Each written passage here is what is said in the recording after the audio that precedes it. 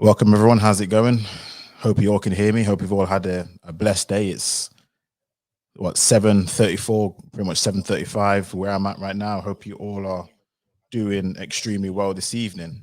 Um, yeah, got a nice show lined up today. I've been putting this show off for a while. It's I created the stream, well, the intention to create the stream way back in January, and it's now the first of Feb. So yeah, you have to apologies for the lateness and the timeliness of this stream, but it's definitely something which I have been wanting to tackle for a while now.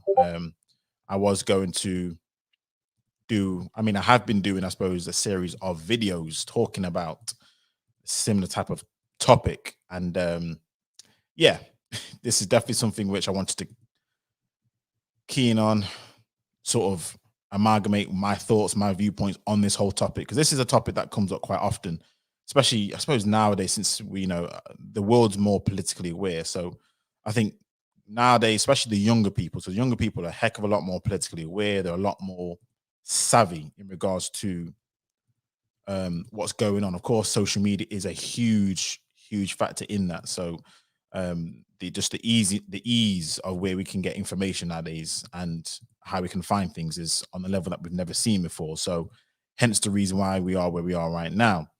Now, please make sure again, if you are on stream, please like the stream, share, subscribe if you are new, all that good stuff. I always forget to say that, but you know all that good stuff. But yeah, so let's get into this, because right now there seems to be it's almost like a shift, in the, again, political space, where a lot of our younger people, and again, big ups to them. I have absolutely nothing against anyone. To just to preface, you can vote, you can do whatever you want to. It is your free right, your will. You can do exactly how you wish, and so they have. But there's a wave of, especially a lot of young, so I suppose millennial age, generation Z, who are pretty much said to Labour, "I'm done with Labour. I'm voting for Conservatives." And a lot of times when you listen to them, I listen to a few people, I listen to their interviews, I listen to what they put out there, and as to the reason why, because the typical thing, I guess, particularly if you're of a certain hue, our hue, they say, "Oh, why are you voting for Conservatives?" That's something which, typically, again, that's the historical viewpoint that, a lot of our people have not voted for. We voted in majority Labour. We've always pretty much, I mean, the stats aren't great in this regards. I was looking up the percentage of us and how we vote, but it's not great. But there is a consensus, a general consensus, that most of us do vote for the left, for Labour. And again, when that get put to them, they get very offended to say, "Oh, we don't all think alike." That typical rhetoric about, "I vote for Conservatives because," the typical right wing talking points, which I hear a lot about how Labour, they pander to us as a people. They don't do anything for us. They have let us down historically. They're the reason for the lasting long effects of the black community. All this kind of rhetoric, all this kind of talking points, which, I'll be honest with you, or we're going to get into it anyway, but a lot of it is transplanted.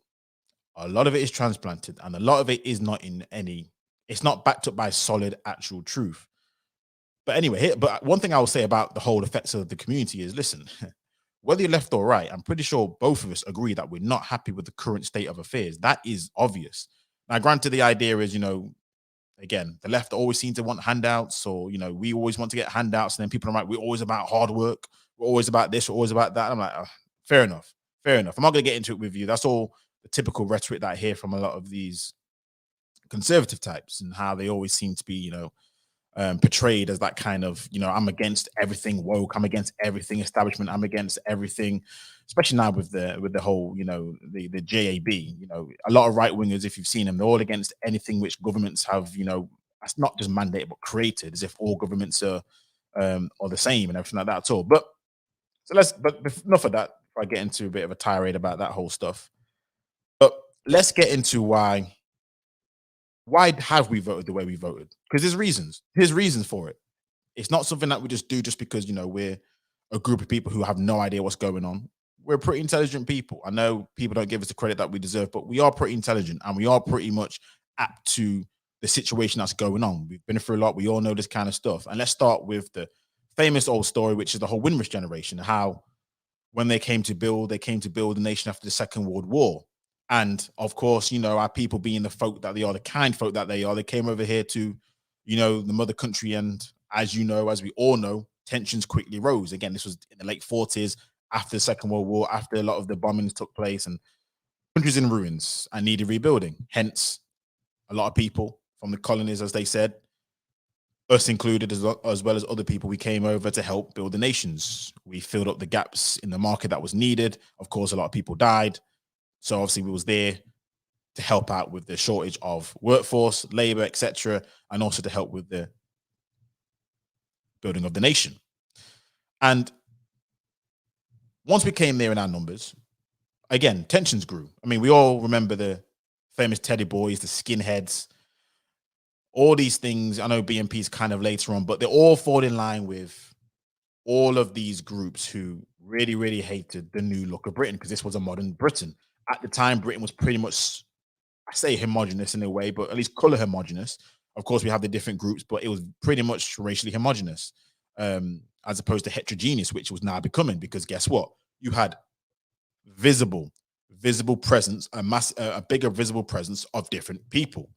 And because of that, and when you try and integrate at a pace which probably the host nation doesn't like, which is why we had all these situations that took place in the late 50s and 60s where there was all rights taking place. So during this time, as we know, there were all rights taking place.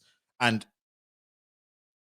during that time, we were under the Conservative government. So bear this in mind. And again, I'm saying all this because this is all painting a picture of why we do what we do.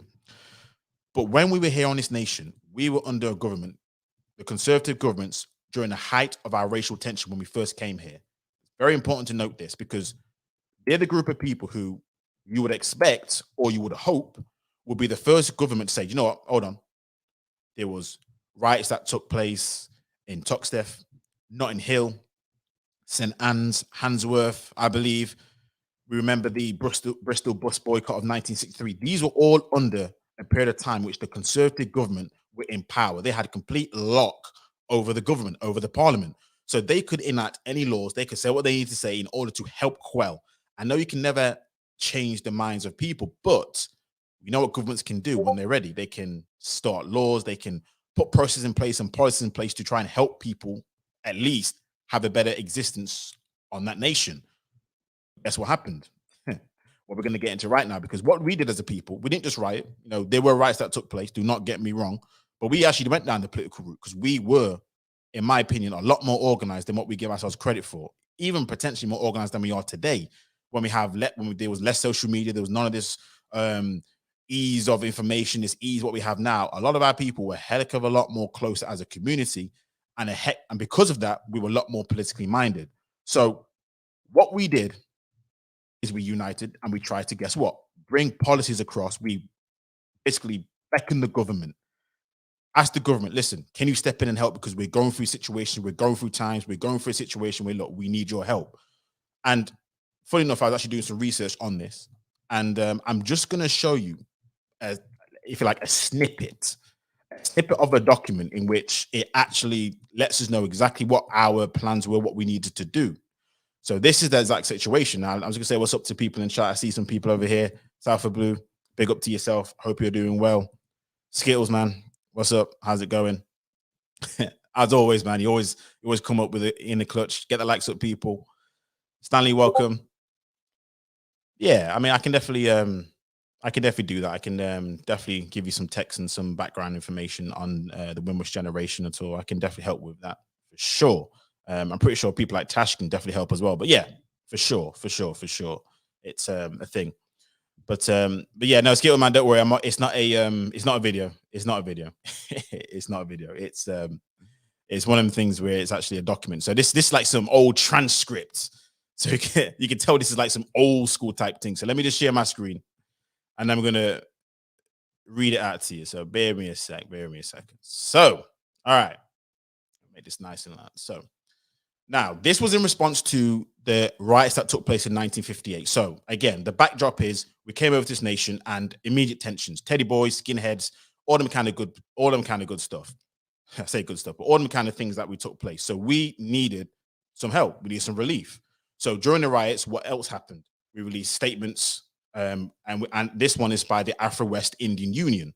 And here it reads, the Afro-West Indian Union considers that the tax made upon the black population in Britain by a section of British white citizens have created a dangerous and deplorable situation which could have far-reaching consequences. The union calls upon the British Labour movement. See, like already we was working with the Labour, and I'm going to show you why. Because again, this was all during the Conservative time. So this whole situation had happened during the Conservatives, and they pretty much had done nothing. So guess what we had to do? As you would expect, go to somebody who's willing to help or willing to work with you. Hence why we called upon the Labour movement. And we all know anything about the unions. The unions were heavily, especially back in those days, heavily with the Labour movement, because Labour were the only ones who wanted to uphold the union. Let's read. Let's continue. So the union calls upon the British Labour movement to work with it and with any other colonial movement in an effort to persuade this offensive section of the British people that the present persecution of black immigrants, should it continue, will constitute a national and international danger for the British masses. We realize that the racial assaults in Nottingham and London are contrary to the feeling of the British people in general, but the union holds the British government responsible, that's the Conservatives, for the conditions which have given rise to this racial violence. The union objects to any unnecessary government action against the people, white or black, who are involved in this racial conflict. This is talking about the riots. Any tendency to be partial on behalf of either race will be rejected by the union. The union is prepared to fight by all means any legislation which is designed to restrict the movement of the poor section of the black races. And again, it continues about the Afro-West Indian Union calls upon the colonial government and the Jamaican government in particular to make available free transport for immigrants who, through poverty, discrimination, and the growing threat of unemployment, voluntarily wish to return home. So this is exactly how the landmass, or to say the culture at the time was, the situation, but cannot find the means to do so. And again, the statement was sent to the British press, the Home Office, all that good stuff. And it continues in regards to what they organized. But that's kind of really what I wanted to show you about what actually was taking place during that time and how we were actually looking for assistance, political assistance. I know rights gets a bad rep. I know people who say that, argue that rights are the language of the unheard. But there were situations, and we've always been doing it under the right way in terms of organizing, sending out statements, asking for what do we call it, intermediaries into the situation. Now the thing is with this is the killing part. And that was 1958, people, 1958, and I suppose it took them 7 years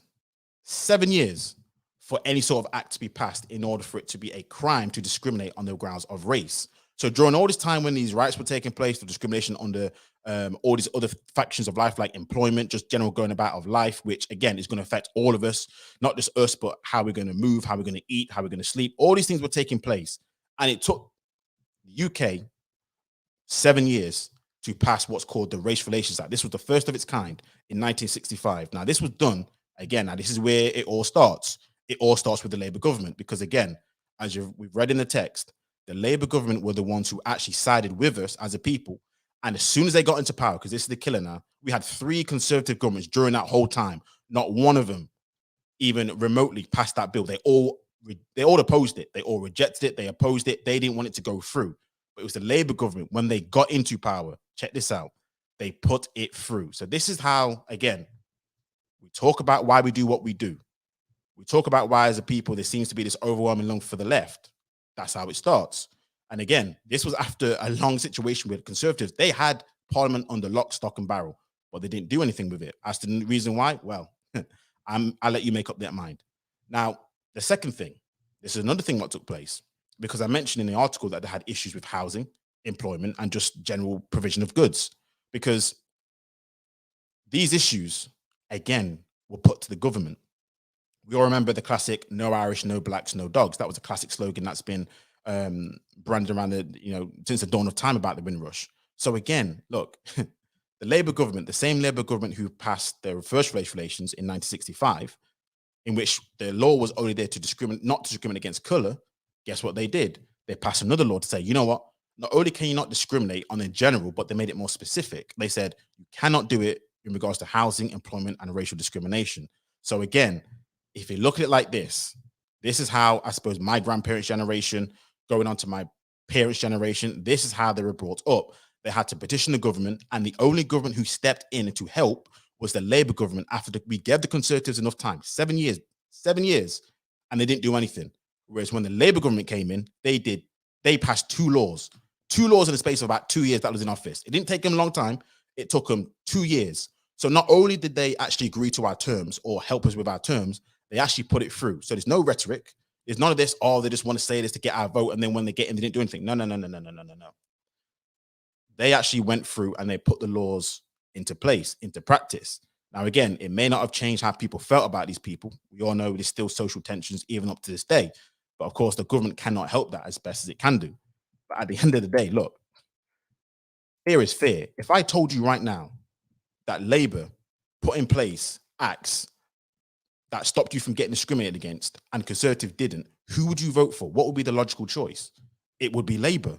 Labour would be the logical choice. It's not a case of saying, oh, you guys don't understand and you guys just vote for this. No, no, no, no, no, no, no, no, no.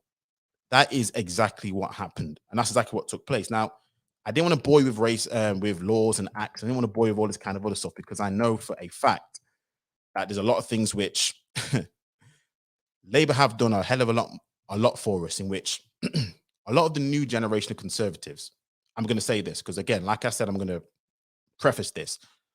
You can vote for who you want to vote for. I have absolutely zero opinions against it. Me personally, I'm more left leaning, but more center. So I'm not too far to the left, and I'm most certainly not too far to the right. I'm more leaning towards the center when it comes to a lot of issues. But again, more to the left, just because of the history of what took place of our people when they come here, just because I know of the laws that have been put in place by the Labour government to help our people and also other people as well, which, funny enough, a lot of Conservatives use this as a beating stick when we always complain about the situation that we're in right now. Because I always find it interesting, and this is what kills me the most, is when people always say, oh, you shouldn't be complaining because in the UK we have a national healthcare system. And I'm like, conservatives, my brother, my sister, you cannot, or you can, but if you use this argument, you're going to fail every single time. The NHS was the brainchild of the socialist movement, or the Labour government that was now called. It was a socialist movement. It's a socialist program. We're talking about a healthcare system, because previously there was no healthcare system which is free at the point of service. We had to pay up front, which discriminated against people who could not afford healthcare. So do you know how we always complain about, in other countries, it's just like, oh, you guys have to pay for this, you have to pay for that. I agree.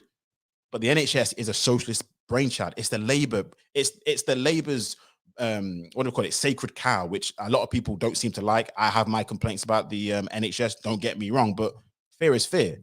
The NHS, the healthcare system, that is something which the left, their governments pulled off. And we still see it to this day that everyone, whether you're left or right, pretty much agrees that, we want to keep the NHS in whatever we can do, put as much money as we can do, whatever it is, but just keep the NHS. This is something that Labour have done.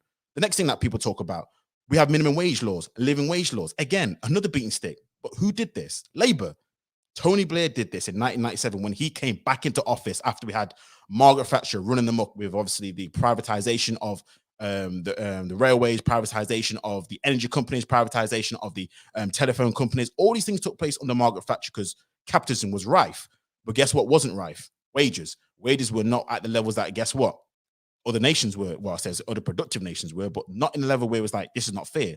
This is not fair. So what happened when Tony Blair came back in? Minimum wage laws. Now, I don't know about you, but a lot of people seem to be like, oh, again, I don't want to go here because they don't have minimum wage laws. I'm going to have to do this. Well, that's a socialist construct. That's a socialist movement. That's a movement created, or say that's something that Labour always want. And I even saw this, was it Candace Owens when she came over here to the UK and they was talking about minimum wage, and they don't like minimum wage, and especially a lot of right wingers because they talk about minimum wage does this and minimum wage does that, and I'm like, all right, cool. That may be the case, but I'm telling you right now, a lot of people in this country would not like it if the minimum wage laws or the national living wage laws were to be, reneged. It's just, it just is what it is. But a lot of these things which we actually take for granted, that we actually say is the reason why we like this nation, why the reason why we don't want to go to other nations, which is the reason why we complain about other people, immigrants and refugees and asylum seekers. Oh, they're only coming over here because they get free NHS and they get all these great living conditions. A lot of the reasons why these things take place. I just have to be honest. And yes, I hear people, I see you in the chat. I will open the panels. I'm not going to label you for you too long. I didn't want it to be like yesterday. So I'm going to give everyone the opportunity. So bear with me for probably another 5 minutes at most, probably 10 minutes at the least, at the most, sorry, but just bear with me a little bit. I will open up the panels. Don't you worry about it. You can have your say. You can disagree with me. Say why you vote for, why you vote for. I'm happy with that, as long as it's respectful, of course. A lot of the reasons why a lot of people, especially again the conservatives, always try and say, the nations is as good as it is right now. It's better than it's ever been before. It's obviously not racial utopia. Do not get me wrong, but it's so great. And I think to myself, well, hold on a second. The reason why it is not because of what the conservatives have done. Our social culture and cohesion, the way how it is right now, whether you agree with it or not, but I think we can agree that things have gotten better. I think we can agree on that, all of us, is because of what Labour has done.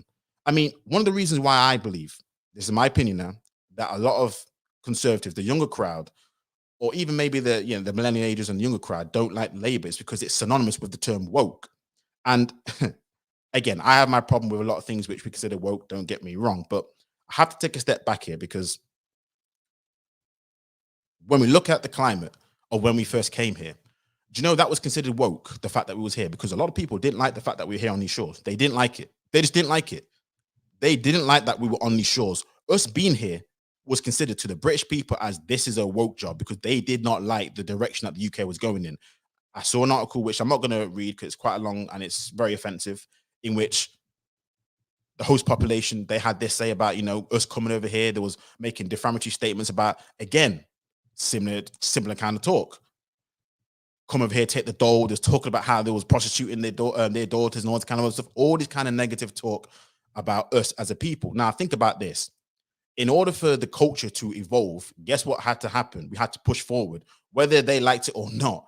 And guess what? We can now say, looking back, oh, we're not like that anymore. Yeah, but why is that the case? Because a lot of the times, the left fought us, whether you like the left or not. Again, I have my criticisms of the left, especially this current administration under Sir Keir Starmer. Oh my days, that's a whole nother topic.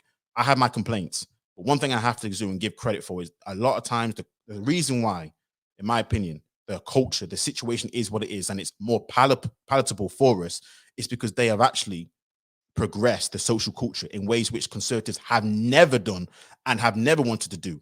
Even up to now, because I've talked about a lot of things in the 60s, but even in 2010, going forward, when Theresa May was a Home Secretary, we do remember the Windrush scandal, don't we? We all remember that, don't we? I mean, this is the Windrush scandal that we I don't know. Do people seem to just like brush it off a carpet? It's like there's a lot of things that take place under the Conservatives, which I'm sorry, if this was Labour, people be all up on arms on it, but this was under the Conservatives. I'm just like, this was under Theresa May, who was the Home Secretary at the time, and then she became Prime Minister. But when it was revealed as to when it happened, it was all under the Home Secretary at the time. I'm like, it's not as if, again, Conservatives have had not a lot of time to help the situation that we're in right now. But again, looking at the history, looking at the laws, looking at the acts, looking at what's taken place, even the riots that have taken place.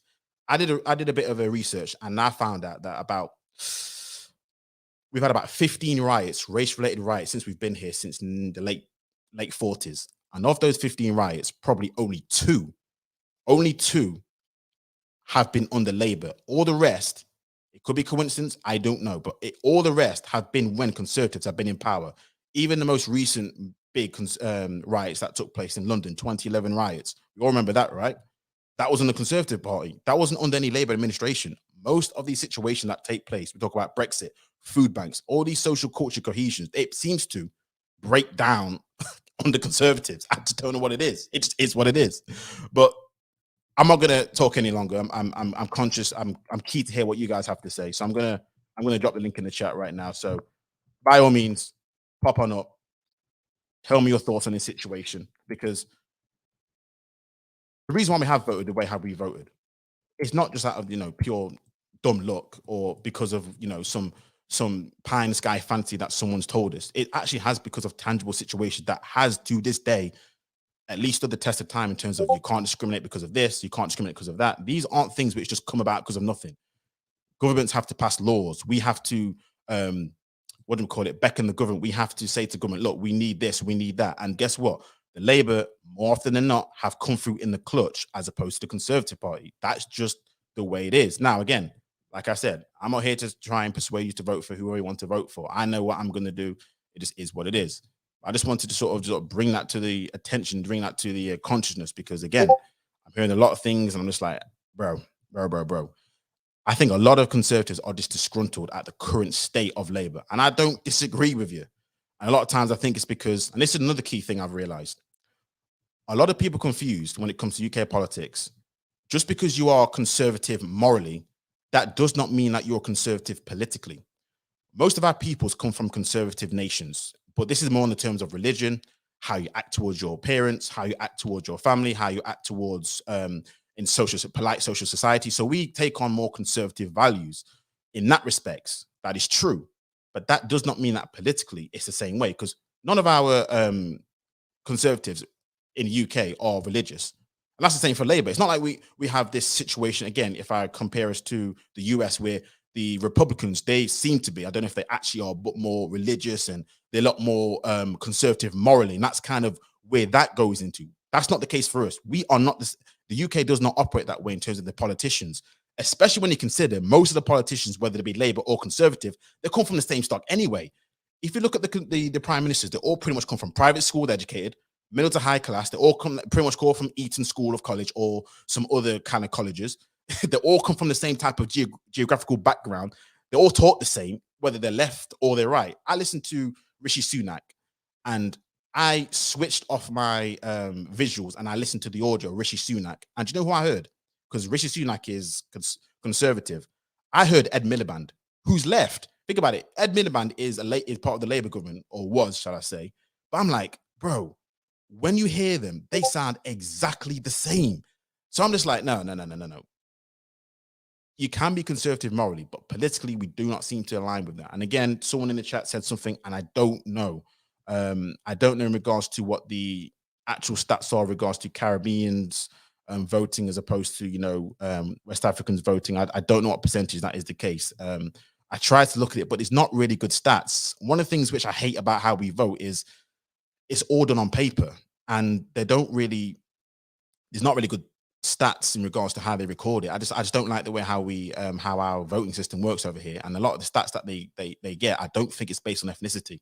Because I'm sure when you register on the electoral register, it doesn't really say anything other than your name and your address. And even still, you can cheat because somebody can just take your card and just go anywhere. It's just stupid. It's just silly. But yeah, so I'm not too sure about that. I've tried to look at the stats in that regards. The only thing that we can say is what percentage of the Houses of Parliament are MPs, what percentage are ethnic minorities, what percentage are women. And as you can imagine, this is another thing that Labour have done better than Conservatives, but it is changing, is there's more representation of our people in Labour at the forefront. Dan Abbott was the first. Obviously, had David Lamb. We have a lot of the other people there I say Claudia Webb, but she's gone. But yeah, Labour had been, the front runners when it comes to representation, when it comes to at least showing the world that we're trying to be different. Whether you agree with it or not, whether you think it was just, fluff piece, but they actually have done it. You know what I mean? It's like at the end of the day, what do you want them to do?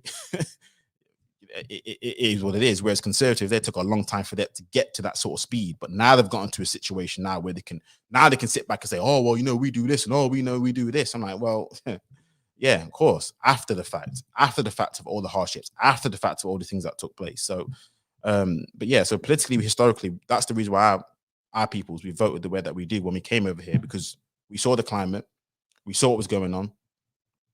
The group of people who helped us the most were the Labour Party, even up until again 2010, when the Labour Party, they did another Equality Act. These are all things that Labour have passed through: minimum wage laws, employment tribunal laws, unions, all these things which strengthen employees and strengthens our positioning power, our bargaining power. These are things which are Labour-led movements. Conservatives, I'll be honest with you, Conservatives have done what Conservatives have always done, which is only take care of the middle class and above. That's all they've ever done. They don't necessarily care about the working class. They don't. They really don't. I mean, under Margaret Thatcher, they completely stripped away a lot of the steel and coal and those industries that happen in, especially in the Black country, where the Industrial Revolution was born. For my workplace, I remember I travel often down there, and I travel to down in the Black country area, and these places have not recovered since, because Margaret Thatcher and what the policy that took place way back when, she completely stripped all the industries and focused it in a central area, which completely stripped a lot of the economies for these areas, which people don't give a ish about. And I remember having a conversation. This was a Conservative person, and I thought, this is so typical. I said, You do know that these places, when we these have just they've never ever seen the economy as it used to be. They've just completely been stripped away. And he goes, well, they should, find another job. I was like, what? Because keep this in mind now. Do you know the miners? When the miners were actually starting their job, they were told that that was going to be a job for life. So if you're told as a young man or a young woman that mining or the jobs that they're in, steel industries, whatever it is, that's a job for life, you're not really necessarily going to be learning new skills on the get go. Are you? You're going to be pretty much one track minded because you got a family to feed, you got your own life to live. And imagine now a government coming in and taking all that away from you, and then someone just saying, "Well, you have to adapt to the times, you have to move with the times." You know how it is. It's a new world out here, and then that's it. You would want to punch that person right in the face because I keep this in mind now. It's not like you're going to be 21, 22, 23. These people are like 50, 60. And we all know how the working world is against people who are of a certain age. They're not exactly apt to take people of a certain age. They're just not. So at that age where you still need to work, you still need to provide for your family, and keep in mind, you probably have no pension, all that's taken away from you. And a lot of people who went up there in those kind of areas, I'm telling you, it's just been decimated. Some of these places have barely survived until this day. I remember like places like Grimsby, which everyone keeps saying is grim. I'm like, it is what it is. So that's why a lot of these places, they call it the Red Wall, because at the time, the unions were very, very, very, very heavily involved in a lot of these situations to try and stop a lot of these things that took place. But again, as we all know, Margaret Thatcher, during her reign, she pretty much bulldozed over the unions and bulldozed over everything else. So the Labour government, when they came back into power after a long hiatus, this is why they started to do these things in place. This is why they had these laws in place to try and protect the very same people who, let's be honest, have been underprivileged. Because this society, believe it or not, race is an issue, but let's not. But let's also keep it real. Class is a massive issue. It stems all the way back from the monarchies and the peasants and the kings and queens. There's a massive, massive, massive classism issue that takes place.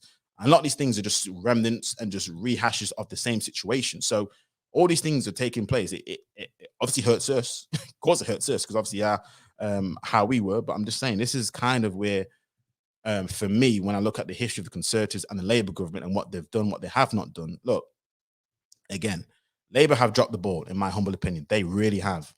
Over the last few years, they've dropped the ball, especially under Sir Keir Starmer, who, let's be honest, he's not memorable. He's completely he's wishy-washy. He's not strong in anything. He seems to go with the he thinks he's being, what do you call it? I wouldn't even call it woke, but he thinks he's saying the right things, but actually turned out to be just an idiot. And I'm just like, listen, even Tony Blair, who people do not like, even though he was liked beforehand, but people do not like, even he was like, look, in order for Labour to get back in power, you need to reject wokeness. Now, that doesn't necessarily mean you have to reject progression, because I do believe that, again, a lot of things that have taken place were considered woke at one stage. Again, when it comes to integration, when it comes to how we are, all these things were considered woke. Even when it comes to, how we've been seeing a lot more adverts that feature people who look like us. People are going crazy. Oh my God, oh my God, oh my God, oh my God, oh my God. We got too many black faces. Hold on, there's only 3% of the population, but I'm seeing like 60+% of black. Oh my God, oh my God, oh my God, oh my God. And that's only for the period of like 6 months. And I'm like, look, chill. You've had about 60 plus years plus of having nothing but white adverts. It ain't that deep. But again, they understand patterns. They understand certain things. They understand situations, which, again, they call it woke. Everything that's non-white to them is considered woke. When it comes to just a movie what has a black person in it, oh my God, that's woke. When they have oh my God, that's woke. It's like, it's not woke.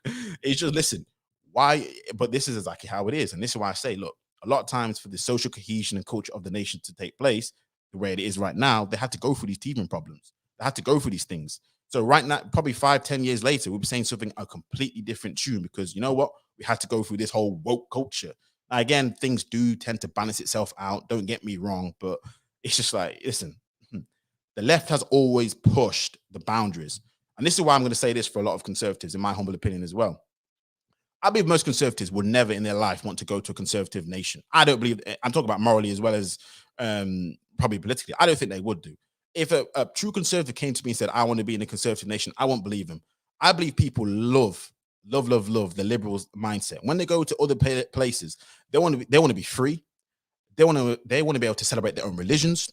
They want to be able to celebrate their own cultures and their own practices. This is what they want to do. This is kind of a liberal mindset where, everyone can come into this melting pot. immigration, because again, a lot of conservatives, they don't like immigration. They want to cut immigration. But guess what? A lot of left wingers, they're more left leaning, they're more open leaning. This is why, again, in more metropolis type of places, they seem to be a lot more left leaning, because guess what? They actually appreciate, I hate this word, but diversity. That's the biggest word, diversity, diversity, diversity, diversity. But that's the reason why. Again, I believe, in my humble opinion, that a lot of conservatives, if they was to leave a nation, they'll want to go to a nation which is probably more liberal than more conservative, more left leaning tendencies than right leaning tendencies in all facets of their life. When it comes to especially cultural, again, I could be wrong. I could be wrong. Again, I've dropped the link in the chat. By all means, you can come up. I wasn't going to talk for too long today. If no one's to come up, I'm serious. I will end the stream. I won't labor for you too long. I didn't want it to be anything long anything long. So let me drop the link in the chat again. But let me say what's up to the chat and see what you're all saying. So Anan, welcome. Tash, welcome. Yeah, again, I'm not too sure. What I'll do, I'm gonna have to take a good look at what people vote for, because there's a school of thought that people think that if you're more on the side of victimization, you're going to vote for the left. If you're more on the side of, we are progressive, we're going to do whatever we can do, we're going to make sure that we're hardworking, you're going to be on the right, which I don't agree with necessarily, but I don't know. I'll have to take a look. So all these questions about what percentage of this, I don't know. I've got zero clue. To be fair to you, so yeah, I'll take a look.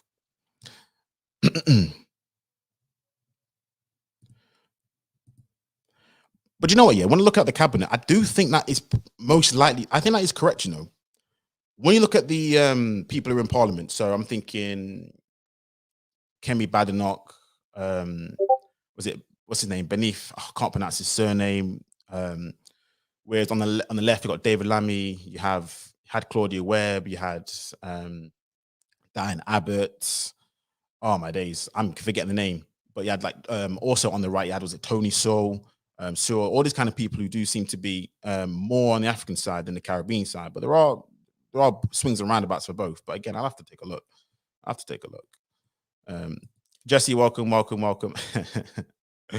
The thing is, though, this is what I say about this whole political space. The game is the game, isn't it? And the way how our system works over here with the past the post system is likely only going to be two ever parties that's going to be elected, Labour or Conservatives, because of the way how it works. It's not based on proportion of the voters in the nation. It's based on your constituency base and how many electoral votes you can get for each constituency, which makes up the parliament. And if you get a majority, as you win it. Otherwise, if you don't, you have to make concessions with another party. Otherwise, it's a hung parliament. But the past the post system doesn't allow for just any other party. So I get what you're saying, but the game of politics, really, you're most likely have to work with either Labour or Conservatives if you really want to get things done in the mainstream way. Or you can try and upset the balance like UKIP did, or Lib Dems did, even the DUP did at the moment. It's just like, but it's just such on a small scale where your influence is not going to be that high, or it's not going to have that much of an influence. So I hear what you're saying. Don't get me wrong.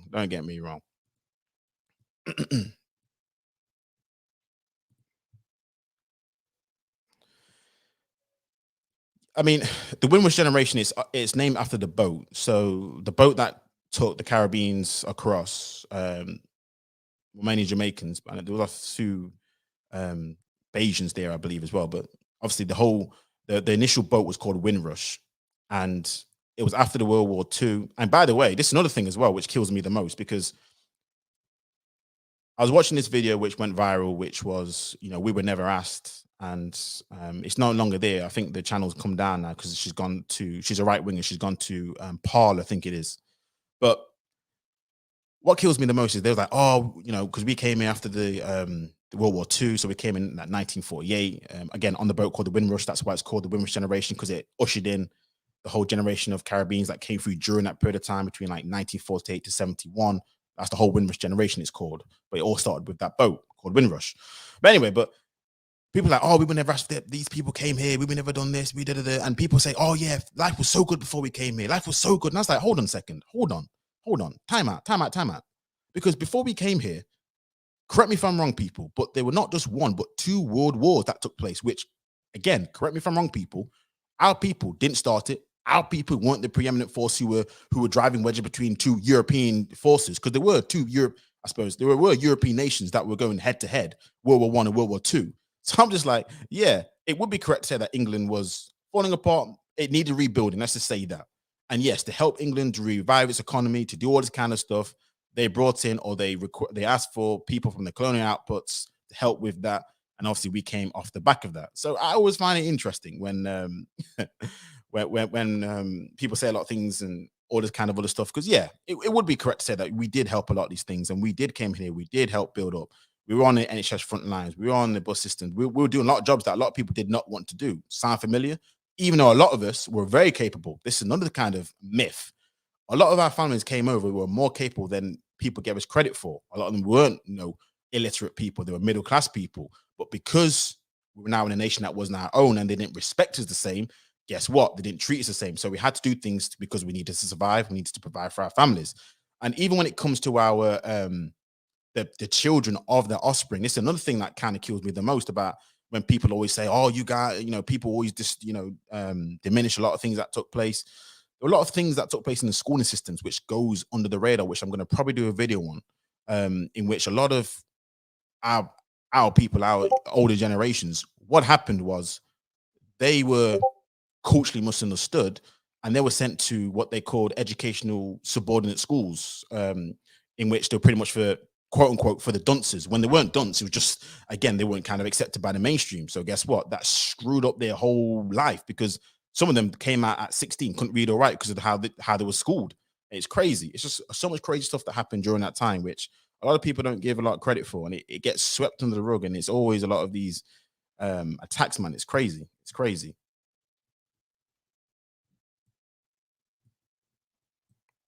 Yeah, that's cool, Jesse. That's cool. I don't mind. I don't mind. Again, I just wanted to fire up this live stream because I said I was going to do this a while ago, and I've let it lie a little bit. So I thought, let me do this live stream. So it's all good. It's all good. It's all good.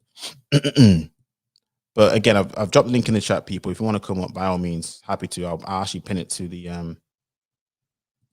pin it to the chat. So if you want to come up, by all means. But I'm not gonna have you listen to me not run all day, all night. So here we go. All right, awesome. But yeah, as I'm saying, a lot of places were economically decimated, and this is what happened. And it takes a long time for things to come back to where it needs to come back to. And by the time that happens, you've got so many generations that get missed, um, and it just affects the poor get poorer and the rich get richer. It's just how these things are. So um, when you're in that kind of economic situation, as much as you don't want to be saying, "Oh, if you just work hard, if you do this, you're about to get there," that's kind of another kind of, I won't say it's a fallacy, but it's just not the whole truth. I mean, we all remember the whole Molly May situation that took place, in which she made a statement about how everyone has 24 hours in a day, the same as Beyonce, the same as Jay-Z, the same as me. If you work hard at it, you can get to anywhere like I've got here. And I was like, oh, come on, come on. I get the sentiment, and I don't disagree wholeheartedly with that. But the problem is, and this is the problem, the wrong person to say that. She's a person who got there not because she worked hard. She got there out of pure privilege of her looks and who she was connected with in terms of who she was dating. And she got onto Love Island. Check all boxes. And because she's big on social media, check boxes. And guess what? She's got a creative director at Pretty Young Thing, and all the kind of things happen. It's like check box, check box, check box. So it's so not the same. It's just so not the same. So when people say that kind of stuff, I'm like, all right, cool. But yeah, a lot. The major factor, this is it now. This is why the left do what they do. This is why, again, people say, oh, the left are always trying to make everything equal. The left are always trying to do this. There is a reason for it. And it's because of this one unfortunate but truthful fact.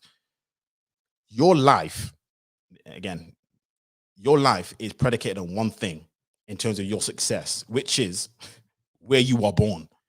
That is the biggest contributing factor as to what kind of success you can have, even in this day and age. You cannot tell me somebody like Elon Musk, somebody like a Bill Gates, somebody like a Steve Jobs, rest in peace, people like that would have been the people that they would have been had they been born in, I don't know, sub-Saharan Africa, had they been born in a place where they had pretty much no access to heating, electricity, and they had to pretty much survive hand to mouth. There is no way on this God's green earth they would have ever amassed the wealth, they would have the connection, the contacts, they would have the availability of access to even think about doing what they did. Now, is that their fault? No. They maximized what they had. But I'm just being real. That even when it comes to even in the same nation that you're in, the biggest factor that will contribute to your success, whether you like it or not, is just luck, pure luck. You can be born in a family which is just completely messed up and it's not your fault.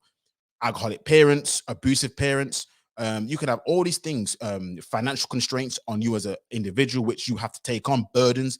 So many things that actually do weigh, which, as much as you want to say, work hard and all that kind of other stuff, it's just not the case. Look, in terms of where you're born, is the biggest factor, because the countries who actually work the most in terms of a 24-hour day, or in terms of a day, or all that kind of stuff, are actually poor nations. Poor people in your nation are working like 13, 14-hour shifts. I know people right now who's working on recycling plants. They work 13-hour shifts. Now you're telling me 13-hour shifts. What do you think they're working on? They're not working on, like, good money. They're working for pittance. But this is how it is. Most people who work more earn less. There's a study that was done in which says the more you make, the more you make, the less hours you actually work. That's, unfortunately, that's just seems to be a fact of life. So people always say, work hard, do this kind of stuff, and all this kind of, rare, which I don't disagree with. Don't get it wrong. I don't disagree with the whole notion of working hard. I don't disagree with that. But the reality is slightly a bit different, and it just had to be articulated a little bit different. And yeah, and also it's just the wrong person. You have a really, really good looking, white woman saying what she's saying. It's just not gonna fly, is it? Let's be honest, it's not gonna fly. It's just a case of you got there because of your privilege, your innate privilege, all this kind of other stuff. And that's not talking about other privilege that we have. If you want to become a basketball player, I'm telling you, if you ain't like 6'3" plus, you ain't getting onto that basketball court. I don't care how good you are. It's like even even worse players make it into the NBA, and they're terrible because they have height. And you can't you look out with height. You look out with height. There's certain things you cannot control in your life, which unfortunately do affect what you can or cannot do. I guess it just is what it is. It just is what it is. But yeah, it's a sad fact of life that, as much as we want to try and say, oh, we're going to try and make it equal, just give everyone the same availability of access, it just don't work that way. It never has done, and it never will do. I've not even talked about nepotism. That's rife that goes on in regards to certain jobs and positions. It's just mad. It's just mad. But again, the left they do try and make sure things are more equality as they see it. Now, people argue about equality of outcome versus equality of access and that kind of stuff, and I get it. But bro, it's mad. Showing off, aren't you? 6'4". But this is what I'm trying to say. And here's the thing, if you're 6'4" in NBA, you're still short. Do you know this? You are still considered pretty much like a little man. That's the killer. If you're 6'4", you're still considered a little man. You be like, if you white basketball, you be considered a guard. You won't even be like a forward, or definitely not a center, because you're too short. And that's 6'4". It's mad. So if you like the basketball, if you ain't growing to be at least 6'4", you're gonna have a hard time. I'm not saying it's impossible. There are exceptions to the rule, but I'm telling you, the best players, they aren't. They're just like, yeah. That's why Steph Curry is so liked by a lot of basketball fans, because he's 6'3". He doesn't have the physique that other basketball players have, and he has a different skill set because he relates to the everyday man, even though he's 6'3". So, bro, make of that as you wish. So yeah, it's just crazy. But yeah, listen. I appreciate you all for listening in. If you're not gonna jump on, if you just in the chat, I want to say thank you to everyone. Make sure you like the stream, share, subscribe if you are new. But yeah, I just wanted to get my sort of piece out there as to why, in my humble opinion, it's a case of we have voted for Labour historically because this is what we've been for as a people. We did all these things, or we needed all this help. We needed all these laws being passed, and they were passed. They were passed by Labour. They weren't just some all talkers. That's more conservatives. Conservatives, in my opinion, are more rhetoric as opposed to action. And that's the difference. Conservatives have a good talk. They have a really good talk, where Labour don't seem to have a good talk. But when it comes to actual facts, and this is the case, when it comes to actual facts of what Labour have done compared to Conservatives, there is no comparison. This is no comparison. Labour have historically and currently and presently done so much more for our people than Conservatives have ever done. That's my humble opinion, and that's just based on what I've seen for laws passed, acts, legislations, social climate. I mean, listen, we all remember Enoch Powell's River of Blood speech. We all remember that, don't we? The whole Rivers of Blood speech. He was a conservative MP. And again, a lot of the sentiment from a lot of people, even in the same office, is still the same. Boris Johnson with his whole pickaninnies and talking about how the empire was good. And even Michael Gove was saying all these things about these. It's like, listen, when you study the history of some of these party members that you actually are voting for, I'm not saying that they still believe these same things, but these things weren't that long ago that they said. And a lot of time, and these were grown adults, they weren't young kids. A lot of these were grown adults. So when you look at all these comments that these people make, but again, Boris Johnson is always a laughable buffoon. He's so people just like just dismiss it. I'm like, just take time and understand it, because I'm sorry, there's a lot of things that have gone on in that party. There's a lot of things that gone on, and again, the left are not excluded from this. I got to be fair, the left aren't excluded from this. They've got a history of anti-Semitism. Excuse me, anti-Semitism. They've got a history of their situations, the far left, when it comes to their racist views. So I'm not going to say, the left are absolved from this. But again, historically and tangibles, what has actually took place is no comparison. There's no comparison. But again, like I said, I'm not here to influence your voting patterns. I'm not here to influence who you vote for. Truth be told, the key thing, the game of politics, is if you can get a good solid basis, a foundation, if you can lobby the governments and tell them, look, we will vote for you as a group if you do X, Y, and Z. That's the key. If you can get your party to do that, truth be told, it doesn't even matter what they think about you. It doesn't matter if they think that you're the worst thing since sliced bread.